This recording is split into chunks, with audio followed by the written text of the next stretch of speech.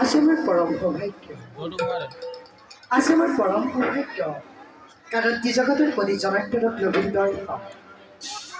কি বিশ্ব ব্ৰহ্মাণ্ডৰ পৰা কি প্ৰভু কমলা মিশ্ৰ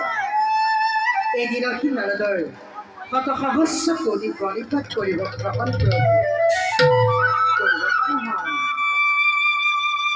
সন্তা